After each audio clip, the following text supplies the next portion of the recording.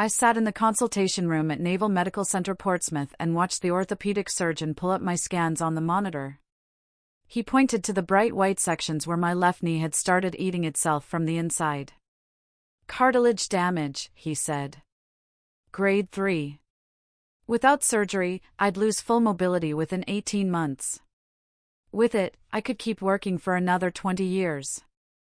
I was 26.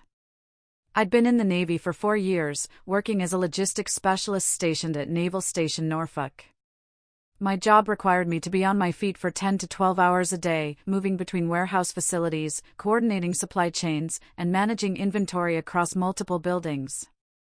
I had TRICARE, but I'd chosen the Select plan when I declined to use military treatment facilities exclusively. That decision was about to cost me. The surgeon scheduled me for 6 weeks out.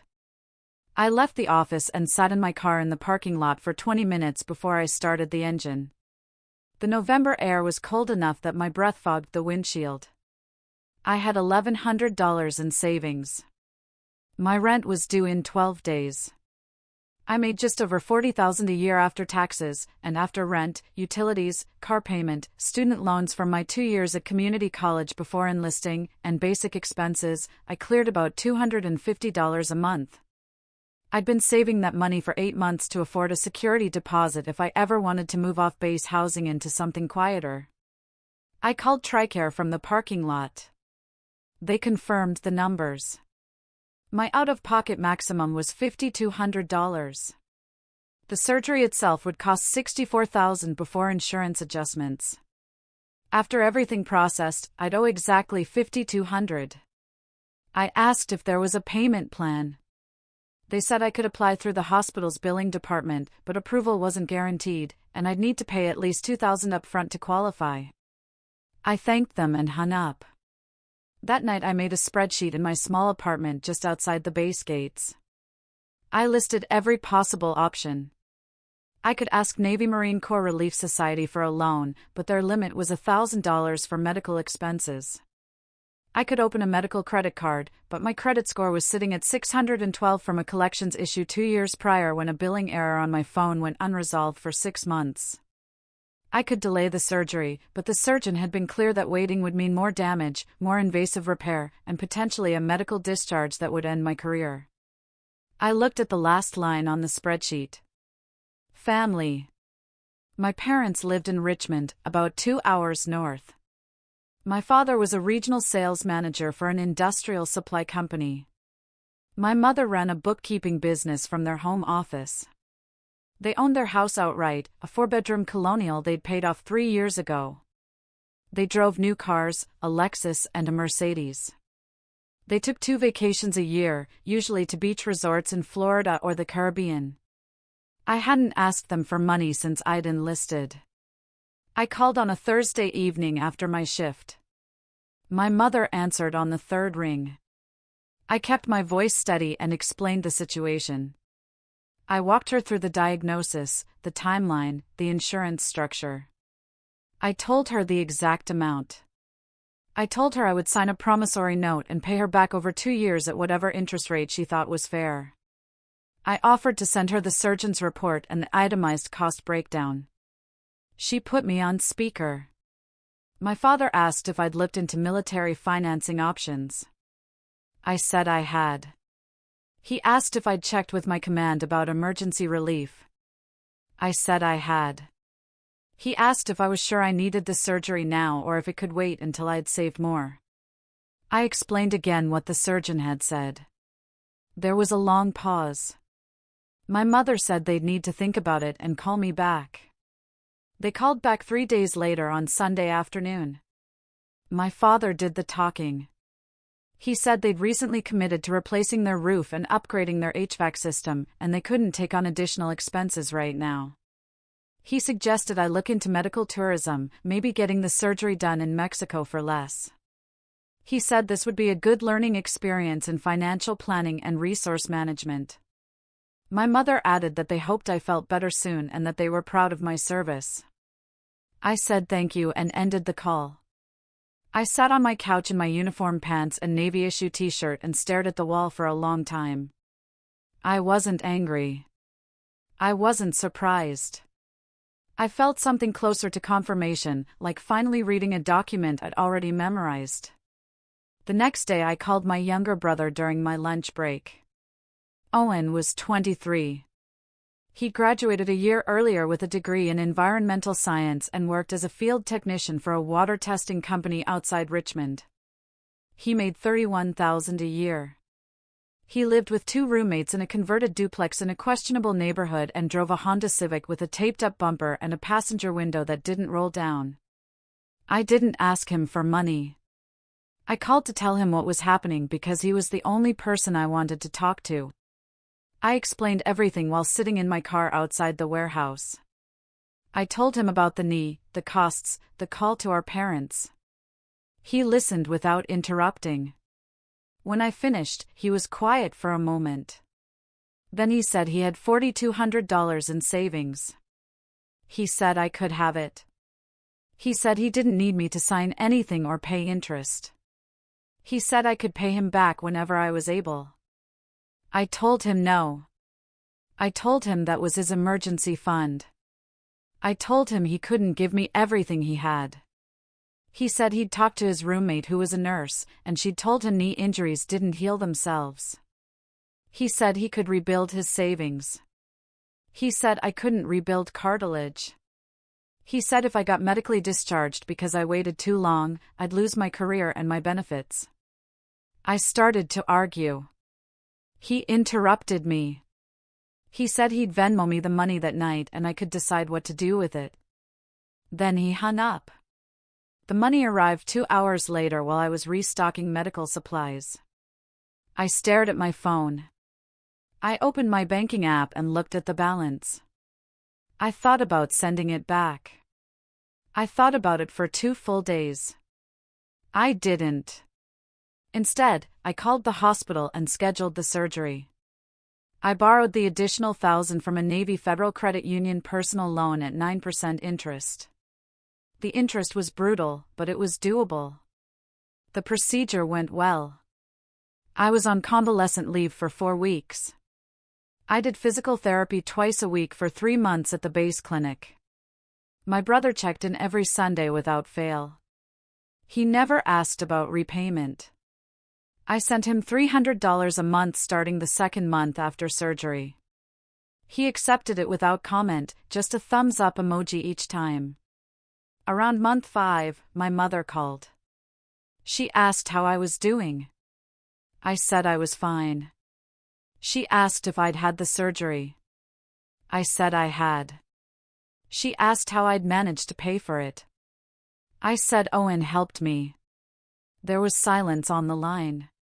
Then she said that was nice of him and changed the subject to their upcoming trip to Hilton Head. I didn't hear from my father. That silence stayed with me.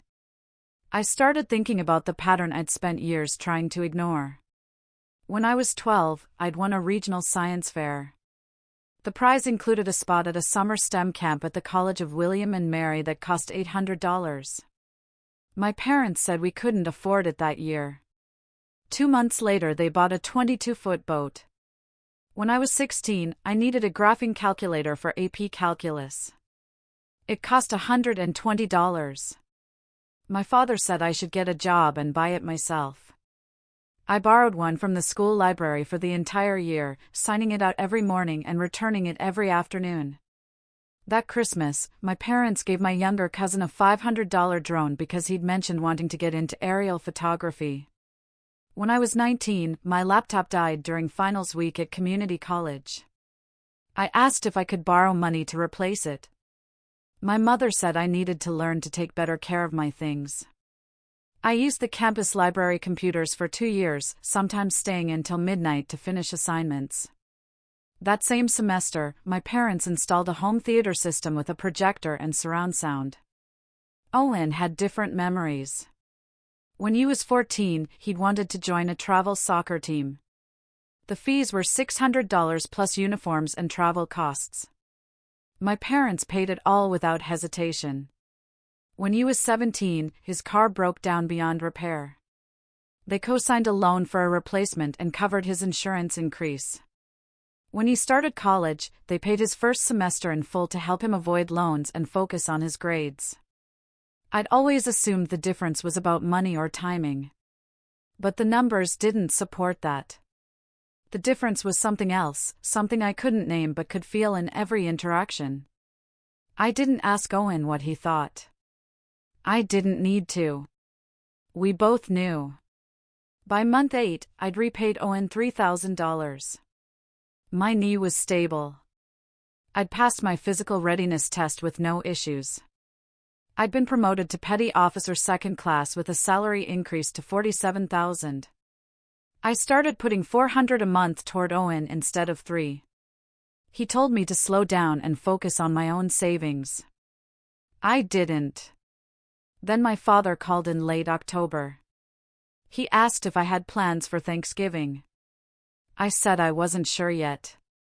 He said my mother wanted everyone together this year, that it had been too long since we'd all been in the same room. He said Owen had already confirmed he'd be there. He said it would mean a lot to her if I came. I asked if there was a specific reason for the gathering. He said no, just family time. Just getting back to normal. I told him I'd think about it. I called Owen that night after my shift. He said he'd committed to Thanksgiving before he knew I hadn't been invited earlier. He said he'd back out if I wanted him to. I told him to go.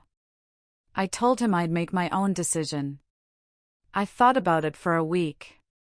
Then I sent my father an email. I kept it short and factual. I wrote that I appreciated the invitation, but I wasn't comfortable attending. I explained that I'd asked them for help during a medical crisis and they'd declined. I explained that Owen, who had a fraction of their income, had given me everything he had. I wrote that their choice had clarified where I stood in their priorities, and I needed to adjust my expectations accordingly. I didn't ask for an apology. I didn't express anger. I simply stated that I'd be limiting contact going forward. My father responded within an hour. He called the email disrespectful and hurtful. He said they'd had legitimate financial concerns. He said I was being dramatic and ungrateful. He said family didn't keep score. He said I'd always been difficult and oversensitive. I didn't reply. My mother called the next day during my lunch break. She cried. She said I was hurting her. She said they'd always done their best. She said the roof really had been expensive, and so was the HVAC system. She said I was tearing the family apart over money. She said people in the military were supposed to be tougher than this. I let her finish. Then I said this wasn't about money. I said it was about seeing clearly. I told her I loved her, but I couldn't pretend things were different than they were. I said I needed space.